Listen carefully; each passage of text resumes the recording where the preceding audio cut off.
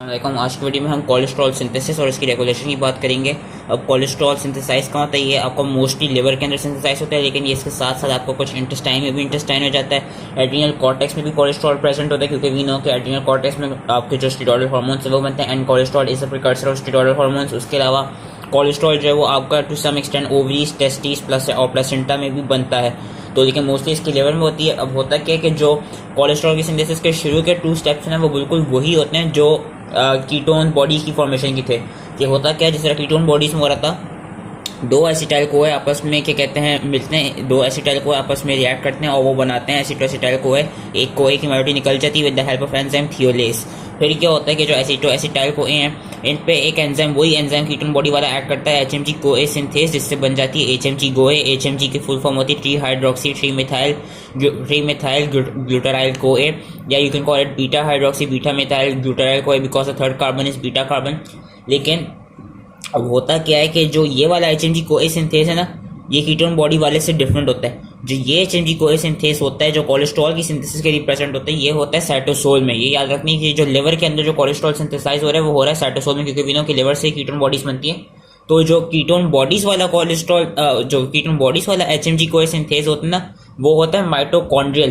Ketone bodies की formation mitochondria में होती है, वेयरएज जो कोलेस्ट्रॉल सिंथेसिस के लिए एचएमजी कोए सिंथेस यूज होता है दैट इज साइटोसोलिक। तो ये चीज याद रखनी है। अब होता है कि जो एचएमजी कोए है, एचएमजी कोए पे एक एंजाइम ऐड करते हैं which is known as HMG CoA reductase. HMG CoA reductase क्या कराता है, एचएमजी कोए को मेवलोनेट में कन्वर्ट कर देता है। और ये हम देख सकते हैं कि इसमें 2 एनएडीपीएच यूज होते हैं एज अ रिड्यूसिंग। 2 एनएडीपीएच आके अपने रिड्यूसिंग इक्विवेलेंट प्रोवाइड करता है, और ये एनएडीपीएच आते कहते हैं एचएमपी शंट्स आते हैं। HMP shunt are the source of NADPH. And इसमें हम ये देख सकते हैं कि जो ये वाला स्टेप है ना, ये होता है आपका मेन रेट लिमिटिंग स्टेप। याद रखनी कि ये रिवर्सिबल स्टेप है, ये रेट लिमिटिंग स्टेप होता है, and this is the rate limiting enzyme for cholesterol synthesis which is known as HMG CoA reductase. अब आगे सिंथेसिस क्या होती है मेवलोनेट से, आगे क्या होता है कि मेवलोनेट बन गया व्हिच इज 6 कार्बन कंपाउंड। अब मेवलोनेट पे 2 दफा एटीपी आके ऐड करता है, कुछ काइनेसिस ऐड करते हैं। देख सकते हैं कि 2 दफा एटीपी मॉलिक्यूल आता है, अपनी फॉस्फेट ग्रुप इसको दे देता है। एक दफा एटीपी, दूसरी दफा एटीपी, जिससे मेवलोनेट कन्वर्ट हो जाता है 5 पायरोफॉस्फोमेवालोनेट में। मेवालोनेट कन्वर्ट हो गया 5 पायरोफॉस्फोमेवालोनेट में। अब 5 पायरोफॉस्फोमेवालोनेट में क्या होता है कि इस पे एक डी कार्बोक्सिलेज ऐड करते हैं, उस पर फिर से एक एटीपी आता है। शुरू में 2 एटीपी आई जिन्होंने अपनी फॉस्फेट ग्रुप्स थी, उसके बाद में से कार्बोक्सिलिक ग्रुप CO2 उसमें से रिमूव हो गया थ्रू डी कार्बोक्सिलेज, एंड एक और एटीपी आया इसमें। तो इससे क्या होता है, इससे क्या कहते हैं एटीपी आके वो साथ में वो जो एडीपी और जो इनऑर्गेनिक फॉस्फेट है इसमें निकल जाती है। यहाँ पे जो इनऑर्गेनिक फॉस्फेट था ये इसको दे रहा था, ओवरहेड क्या होता है कि यहाँ पे एटीपी जब आते हैं तो वो एटीपी और इनऑर्गेनिक फॉस्फेट में मतलब डिसोसिएट हो जाता है, लेकिन वो दोनों कोई देता नहीं है इस कंपाउंड को। और जो 5 पायरोफॉस्फोमेवालोनेट है वो एक 5 कार्बन, ये 6 कार्बन था। अब ये क्योंकि इसमें से डी कार्बोक्सिलेज हो गया, इसमें से CO2 ग्रुप निकल गई, carbon as a form of CO2 निकल गया, तो अब ये एक 5 कार्बन कंपाउंड बन जाता है जिसका नाम होता है आइसोपेंटेनाइल पायरोफॉस्फेट। ठीक है, अब ये आईपीपी बन गया। अब isopentenyl pyrophosphate which is your IPP that can be isomerised to another compound which is known as DPP, जिसका नाम है डाइमिथाइल एलाइल पायरोफॉस्फेट। ये एक आइसोमेरेज के through isopentenyl pyrophosphate dimethyl allyl pyrophosphate में कन्वर्ट हो सकता है, जिसका नाम होता है डीपीपी। अब होता क्या है कि जो डीपीपी है, डीपीपी पे एक एंजाइम ऐड करेगा जिसका नाम सिंथेस है, या यू कैन कॉल इट जो 10 कार्बन कंपाउंड अब ये बनाएगा कि गिरेनाइल पायरोफॉस्फेट सिंथेस। बेसिकली इस डाइमिथाइल एलाइल पायरोफॉस्फेट जो डीपीपी है, जो 5 कार्बन कंपाउंड है, ये आईपीपी जो बना था, जिससे ये बना था isopentenyl pyrophosphate. Isopentenyl pyrophosphate IPP DPP के साथ एक 5 कार्बन कंपाउंड दूसरे 5 कार्बन कंपाउंड के साथ रिएक्ट करके बनाता है कि ये बनाता है गिरेनाइल पायरोफॉस्फेट, और इसमें से जो 2 फॉस्फेट्स की ग्रुप है वो पायरोफॉस्फेटेज की फॉर्म में निकल जाती है, जिसकी वजह से ये इरिवर्सिबल स्टेप होता है कि इसमें एक 5 कार्बन कंपाउंड ने दूसरे 5 कार्बन कंपाउंड के साथ रिएक्ट किया और उसने बनाया 10 कार्बन कंपाउंड जिसका नाम है गिरेनाइल पायरोफॉस्फेट। और सिर्फ 2 फॉस्फेट ग्रुप्स हैं। अब क्या कहते हैं, ये 2 फॉस्फेट्स नहीं, ये 2 फॉस्फेट्स हैं, इसमें से 2 फॉस्फेट्स ग्रुप निकलनी है, और सूलन 4 होनी चाहिए थी लेकिन 2 निकलनी है ऐसा पायरोफॉस्फेट की फॉर्म में। तो इसकी वजह से ये आपका इरिवर्सिबल स्टेप होता है, क्योंकि जो 2 ग्रुप्स हैं वो पायरोफॉस्फेट की फॉर्म में निकल जाती हैं और वो ज्यादा एनर्जी रिलीज करती हैं। तो अब 10 कार्बन कंपाउंड बन गया, ग्रेनाइल पायरोफॉस्फेट। अब 10 कार्बन कंपाउंड पे एक और 5 कार्बन कंपाउंड ऐड करेगा जो कि आपका आइसोपेंटेनाइल पायरोफॉस्फेट ही था। आइसोपेंटेनाइल पायरोफॉस्फेट अब इसके साथ रिएक्ट करेगा ग्रेनाइल पायरोफॉस्फेट के साथ, और अगेन एक सिंथेस के थ्रू, या जो ये जो 15 कार्बन कंपाउंड बनाएगा फार्नेसाइल पायरोफॉस्फेट सिंथेस के थ्रू, या सिर्फ सिंथेस के थ्रू ग्रेनाइल पायरोफॉस्फेट 10 कार्बन कंपाउंड एक 5 कार्बन कंपाउंड आइसोपेंटेनाइल पायरोफॉस्फेट के साथ रिएक्ट करके बना देगा 15 कार्बन कंपाउंड जिसका नाम है फार्नेसाइल पायरोफॉस्फेट। और इसमें भी देख सकते हैं कि इसमें जो दो फॉस्फेट की ग्रुप थी वो पायरोफॉस्फेट की फॉर्म में निकल जाती है, जिसकी वजह से this is also an irreversible step, क्योंकि इसमें ज्यादा एनर्जी रिलीज होती है। अब फार्नेजाइल पायरोफॉस्फेट बन गया। अब क्या होगा, जो फार्नेजाइल पायरोफॉस्फेट है, जो 15 कार्बन कंपाउंड है, ये एक और फार्नेजाइल पायरोफॉस्फेट यानी एक 15 कार्बन कंपाउंड दूसरे 15 कार्बन कंपाउंड एक एफपीपी दूसरे एफपीपी के साथ रिएक्ट करके बनाएगा क्या, स्क्वालीन, एक 30 कार्बन कंपाउंड। और ये किसकी हेल्प में होता है, किसकी थ्रू होता है, एक तो इसमें यहाँ पे भी एनएडीपीएच आते हैं, वो अपने रिड्यूसिंग इक्विवेलेंट्स प्रोवाइड करते हैं। एनएडीपीएच की सोर्स क्या है, एचएमपी शंट। यहाँ पे जो एंजाइम यूज होता है, एंजाइम का नाम होता है स्क्वालीन सिंथेस। एंड उसके अलावा यहाँ पे हम देख सकते हैं कि अगेन जब दो एफपीपी आपस में रिएक्ट करें तो जो पायरोफॉस्फेट है इसमें से फुली दोनों, एक तो ये वाली पायरोफॉस्फेटेस की ग्रुप भी, और सिंस क्योंकि दो दफा एफपीपी आया तो दो इस तरह के मॉलिक्यूल्स होंगे, तो दोनों में जो जो दो पायरोफॉस्फेट्स की ग्रुप्स होती है ना वो दोनों रिलीज हो जाती है। यहाँ पे हम देख सकते हैं एक पायरोफॉस्फेट की ग्रुप यहाँ रिलीज हुई और दूसरी पायरोफॉस्फेट की ग्रुप जैसे इसने एनएडीपीएच के साथ रिएक्ट किया तो यहाँ रिलीज हुई। तो इस तरह अब जो कंपाउंड बना है स्क्वालीन के अंदर कोई फॉस्फेट ग्रुप्स होंगी नहीं, ये 30 कार्बन कंपाउंड बन गया। अब होगा क्या, स्क्वालीन पे एक स्क्वालीन मोनोऑक्सीजनेस एंजाइम ऐड करेगा, और क्या कहते हैं अब आगे जितने भी रिएक्शंस होंगे ना उनको, क्योंकि आगे बहुत सारी रिएक्शंस होती है लेकिन हम सबका मैं नाम याद करने की जरूरत नहीं है, अब बस ये याद रखना है कि स्क्वालीन पे एक स्क्वालीन मोनोऑक्सीजनेस ऐड करेगा, O2 आएगा, NADPH आएगा, अपने रिड्यूसिंग कोवेलेंट्स देगा, एंड स्क्वालीन फिर कन्वर्ट हो जाएगा एक क्या कहते हैं एक और 30 कार्बन कंपाउंड में जिसका नाम होता है lanosterol. With the help of enzyme lanosterol synthase, पहले स्क्वालीन मोनोऑक्सीजनेस काम करेगा, एक्ट करेगा, देन लेनोस्टिरोल सिंथेस काम का एक्ट करेगा, जिससे जो एक 30 कार्बन कंपाउंड बना है वो लेनोस्टिरोल बनेगा। अब होगा क्या, इस लेनोस्टिरोल के मॉलिक्यूल पे आपके काफी ऑक्सीडेशन रिएक्शंस, काफी रिडक्शंस, काफी जगहों पे मिथाइलेशन, डीमिथाइलेशन या फॉस्फोराइलेशन, डीफॉस्फोराइलेशन, मतलब इस तरह के बहुत सारे डबल बॉन्ड्स कहीं से ब्रेक हो रहे होंगे, कहीं पे लग रहे होंगे, इस तरह की काफी चीजें होंगी जिससे फिर आपका फिर एक जो फाइनल प्रोडक्ट बनेगा वो बन जाएगा कोलेस्ट्रॉल।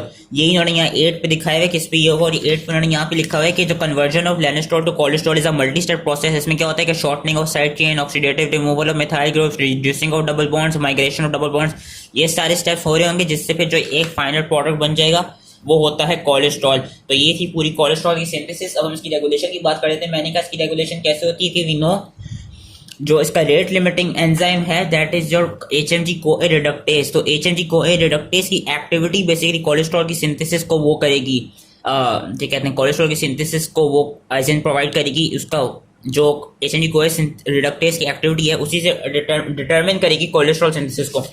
अब यहाँ पे जो एक पहली इसकी है थ्रू जीन एक्सप्रेशन, रेगुलेशन में थ्रू जीन एक्सप्रेशन करा रहा हूँ। जीन एक्सप्रेशन के थ्रू कोलेस्ट्रॉल सिंथेसिस के जीन एक्सप्रेशन के थ्रू कोलेस्ट्रॉल सिंथेसिस की कैसे रेगुलेशन होती है, होता क्या है कि जो एचएमजी कोए रिडक्टेज है ना, जो रेट लिमिटिंग एंजाइम है, ये क्योंकि it is an enzyme, it is a protein, so it is made from क्या कहते हैं it is made through the process of transcription translation. होता क्या है कि इसकी जीन जो है जिसको हम कहते हैं एसआरई जीन, जिस जो ट्रांसक्राइब होकर फिर ट्रांसलेट होकर बनाएगी एचएमजी कोए रिडक्टेज, उस जीन का नाम है स्टीरोल रेगुलेटरी एलिमेंट। ये प्रेजेंट होती है डीएनए के अंदर, ठीक है। अब sterol regulatory element we know, इस पे आके कुछ ट्रांसक्रिप्शन फैक्टर्स लगेंगे क्योंकि यूकैरियोट है, इस पे आके कुछ ट्रांसक्रिप्शन फैक्टर्स लगेंगे जो फिर इसको एक्टिवेट करेगी और फिर इसकी ट्रांसक्रिप्शन होगी, ट्रांसलेशन होगी एंड देन एचएमजी कोए रिडक्टेज बन जाएगी। तो होता क्या है, इसका जो ट्रांसक्रिप्शन फैक्टर होते हैं ना, जो इसकी ट्रांसक्रिप्शनल एक्टिविटी को फर्दर एक्टिवेट करते हैं, जैसे स्टीरोल रेगुलेटरी एलिमेंट से फिर ट्रांसक्रिप्शन होती है, सिर्फ इस कंपाउंड की और एमआरएनए बनती है, इसकी फिर आगे ट्रांसलेशन से ये वाला एंजाइम बनता है। तो जो इस पे ट्रांसक्रिप्शन फैक्टर एक्ट करता है उस ट्रांसक्रिप्शन फैक्टर का नाम है sterol regulatory element binding protein 2। ये ट्रांसक्रिप्शन फैक्टर होता है जो जाके स्टीरोल रेगुलेटरी एलिमेंट को एक्टिवेट करता है। अब ये sterol regulatory element binding protein 2 किन स्टेट्स में इसको एक्टिवेट करेगा, बेसिकली जब भी कोई ऐसी कंडीशन हो जिसमें जो कोलेस्ट्रॉल के लेवल्स हो वो लो हो, कम हो, तो एचएमजी कोए रिडक्टेज को एक्टिवेट करना होगा ताकि वो कोलेस्ट्रॉल की सिंथेसिस बढ़ाए, कोलेस्ट्रॉल के लेवल्स को बढ़ाए। तो उस केस में होगा क्या कि कोलेस्ट्रॉल की सिंथेसिस बढ़ाने के लिए आपकी दो प्रोटीन्स होती हैं, दो एंडोप्लाज्मिक रेटिकुलम से डिराइव हुई हुई दो प्रोटीन्स होती हैं, क्योंकि जो ट्रांसक्रिप्शनल फैक्टर है वो भी प्रोटीन होते हैं। और वो दो प्रोटीन्स आपस में क्या कहते हैं, जो दो प्रोटीन्स हैं वो आपस में एसोसिएटेड हुई होती हैं। एक होती है sterol regulatory element binding protein 2 जो कि एज अ फैक्टर एक्ट करेगी, और एक होती है sterol regulatory element binding protein cleavage activating protein. ये जो स्कैप है ना, स्कैप का नाम है sterol regulatory element binding protein cleavage activating protein. ये याद रखना, ये पूरा स्कैप का नाम है। होता क्या है कि ये दोनों स्कैप और जो steroid regulatory element binding protein 2 है, ये आपस में एसोसिएटेड हुए होते हैं। ये एसईआर जो स्मूथ एंडोप्लाज्मिक रेटिकुलम है उनकी मेम्ब्रेन पे ये दो प्रोटीन्स क्या कहते हैं बनती हैं एंड जो आपस में एसोसिएट होते हैं। अब होता क्या है कि जब कोलेस्ट्रॉल के लेवल्स लो होंगे तो ये जो इन दोनों का कॉम्प्लेक्स है ना, ये एंडोप्लाज्मिक रेटिकुलम से मूव करेगा गोल्जी के एपरेटस पे। गोल्जी एपरेटस पे क्या होगा कि गोल्जी एपरेटस पे दो तरह के प्रोटीएजेस होते हैं। अब जब कोलेस्ट्रॉल के लेवल्स लो होंगे तो वो जो दो तरह के प्रोटीएजेस हैं वो इस कॉम्प्लेक्स पे एक्ट करेंगे। उस प्रोटीलिटिक क्लीवेज से होगा क्या कि ये कॉम्प्लेक्स टूटेगा, SIEBP2 जो ट्रांसक्रिप्शन फैक्टर है वो निकलेगा। वो जब निकलेगा तो वो आगे जाके कहाँ जाएगा, वो चला जाएगा न्यूक्लियस के अंदर। न्यूक्लियस के अंदर जाके वो स्टीरॉयड रेगुलेटरी एलिमेंट पे जाके बाइंड करेगा, वहां पे जाके बाइंड करके ट्रांसक्रिप्शन करेगा। ट्रांसक्रिप्शन से ट्रांसलेशन होगी, ट्रांसलेशन से फिर जो HMG कोर रिडक्टेस है उसकी सिंथेसिस होने लग जाएगी। And we know since this is a rate limiting step, तो जब इस एंजाइम की ज्यादा एक्टिविटी होगी तो ये होगा क्या, इससे फिर कोलेस्ट्रॉल की सिंथेसिस ज्यादा से ज्यादा होती रहेगी।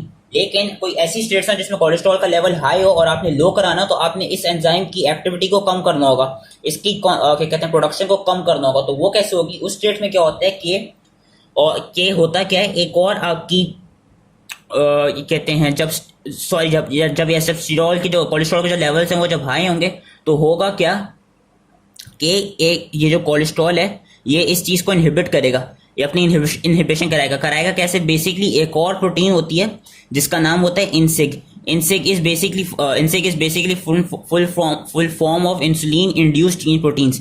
इंसुलिन इंड्यूस्ड जीन प्रोटीन्स क्या कराती हैं कि ये इस SIEBP2 और जो स्कैप का कॉम्प्लेक्स है इसके साथ जाके बाइंड कर जाती हैं। जब ये जाके बाइंड कर जाती है ना एंडोप्लाज्मिक रेटिकुलम पे, तो होता क्या है, ये इनकी मूवमेंट को रोक देती हैं। ये फिर गोल्जी एपरेटस में जा नहीं पाती। जब ये गोल्जी एपरेटस में जा नहीं पाएंगी तो वहां पे इनका ब्रेकअप नहीं हो पाएगा। तो इसलिए जब कोलेस्ट्रॉल के लेवल्स हाई होंगे तो इसकी HMG कोर रिडक्टेस की सिंथेसिस को इनएक्टिवेट कौन करा रहा होगा, आपकी इंसेक प्रोटीन करा दी होगी। INSIG is full form of insulin induced gene protein. और इंसुलिन इंड्यूस्ड जीन प्रोटीन का काम क्या है कि ये जाके जो स्टीरॉयड जो SIEBP2 है और जो स्कैप है इसका जो कॉम्प्लेक्स है वहां पे जाके उसके साथ बाइंड कर जाएगी और फिर इनकी मूवमेंट को गोल्जी एपरेटस में जो इनकी मूवमेंट होती है वहां जाके, और जो इन पे जो प्रोटीलिटिक एक्शन होता है उसको बेसिकली इनहिबिट करा देगी, जिसकी वजह से फिर इस जो एंजाइम है इसकी प्रोडक्शन नहीं होगी, जिसकी वजह से कोलेस्ट्रॉल की सिंथेसिस फिर लो हो जाएगी। एक तो ये जो थी ये सिर्फ थ्रू जीन रेगुलेशन थी, क्योंकि हम देख सकते हैं कि जीन के थ्रू हो रही है उस एंजाइम की। एक होती है फॉस्फोराइलेशन और डिफॉस्फोराइलेशन के थ्रू। बेसिकली कि जो HMG कोर रिडक्टेस है ना, ये अपनी फॉस्फोराइलेटेड फॉर्म में इनएक्टिवेट होगा। और फॉस्फोराइलेटेड फॉर्म कब होती है, जब बंदा फास्टिंग की स्टेट्स में होता है। तो फॉस्फोराइलेटेड फॉर्म में याद रखना HMG कोर रिडक्टेस इनएक्टिवेट होगा, वेरएस जो HMG कोर रिडक्टेस है वो अपनी डीफॉस्फोराइलेटेड फॉर्म यानी हाई फैट स्टेट में ये एक्टिव होगा, क्योंकि अपनी डीफॉस्फोराइलेटेड फॉर्म जो होती है उसमें एक्टिवेट हुआ होता है। और ये उन्होंने दिखाया है कि जब AMP इसका क्या कहते हैं फॉस्फोराइलेटेड फॉर्म का एक्टिवेटर है, होगा क्या, अगर कोई फास्टिंग स्टेट होगी तो HMG कोर रिडक्टेस जो है वो एडिनोसिन मोनोफॉस्फेट काइनेज के थ्रू अपनी फॉस्फोराइलेटेड फॉर्म इनएक्टिव फॉर्म में आ जाएगा। वेरएस होगा क्या, अगर कोई वेल फैट स्टेट है, वेल फैट स्टेट में क्या होगा कि जो फॉस्फोराइलेटेड फॉर्म है वो with the action of phosphoprotein phosphatase इसकी फॉस्फेट ग्रुप रिमूव हो जाएगी और ये अपनी एक्टिव फॉर्म में आ जाएगा। ये थी थ्रू फॉस्फोराइलेशन। डिफॉस्फोराइलेशन एक और की रेगुलेशन होती है थ्रू हार्मोनल रेगुलेशन। बेसिकली यही है कि जब इंसुलिन प्रेजेंट होगी तो इसकी, क्योंकि मैंने कहा कि फैट स्टेट में ये एक्टिव होता है, तो जब इंसुलिन फैट स्टेट में प्रेजेंट होती है, जब इंसुलिन प्रेजेंट होगी वी नो कि इंसुलिन डीफॉस्फोराइलेशन कराती है प्रोटीन फॉस्फेटेस को एक्टिवेट करके। तो जब इंसुलिन प्रेजेंट होगी वह कोलेस्ट्रॉल की ज्यादा सिंथेसिस होगी। जब ग्लूकागॉन या एपिनेफ्रिन प्रेजेंट होंगे तो जो क्या कहते हैं कोलेस्ट्रॉल है उसकी सिंथेसिस नहीं होगी। क्यों, क्योंकि जो ग्लूकागॉन और एपिनेफ्रिन है वो इस एंजाइम को फॉस्फोराइलेट कर देंगे जिससे इनएक्टिवेट हो जाएगा, वेरस इंसुलिन इस एंजाइम को डीफॉस्फोराइलेट कर देगी जिससे एक्टिवेट हो जाएगा। लास्ट जो इसकी रेगुलेशन होती है वो होती है थ्रू स्टैटिन ड्रग्स। बेसिकली अगर कुछ पेशेंट्स हो जिनमें हमने हाइपर कोलेस्ट्रोलीमिया को, हाई लेवल्स ऑफ कोलेस्ट्रॉल हैं, तो उसकी सिंथेसिस को उनको इनहिबिट कराना हो ताकि वो ओबेसिटी और जो उससे कोलेस्ट्रॉल से रिलेटेड जो आपकी कंडीशंस होती हैं एथेरोस्क्लेरोसिस और कार्डियोवास्कुलर कंडीशंस उनसे बचाया जा सके। तो उसके लिए हम कुछ उसका स्टैटिन ड्रग्स देते हैं जिसमें आपके मल्टीपल आ जाते हैं, अटोरवास्टैटिन क्या कहते हैं डिफरेंट नाम के, अटोरवास्टैटिन, फ्लूवास्टैटिन, लोवास्टैटिन, प्रावास्टैटिन, रोजुवास्टैटिन। बेसिकली ये स्टैटिन ड्रग्स का काम है कि जो स्टैटिन ड्रग्स हैं ये जाके जो HMG कोर रिडक्टेस है जो रेट लिमिटिंग एंजाइम है उसको जाके इनहिबिट करा देता है। और जब ये इनहिबिट हो जाता है तो होगा क्या, क्योंकि since it's rate limiting step तो फिर कोलेस्ट्रॉल की सिंथेसिस होएगी नहीं, मेगालोनिन बन नहीं पाएगा। तो ये एक चीज थी जो आपने याद रखनी थी कि इसकी रेगुलेशन कैसे होती है? Through hormones, insulin activates it, whereas जो glucagon inactivates it through gene regulation. Gene regulation ही पूरी इन्होंने यहाँ अच्छी सी दिखाई हुई जो मैंने समझा दी। एंड थ्रू के यही फॉस्फोराइलेशन, डिफॉस्फोराइलेशन, फॉस्फोराइलेटेड फॉर्म में इनएक्टिव है और डिफॉस्फोराइलेटेड फॉर्म में एक्टिव है।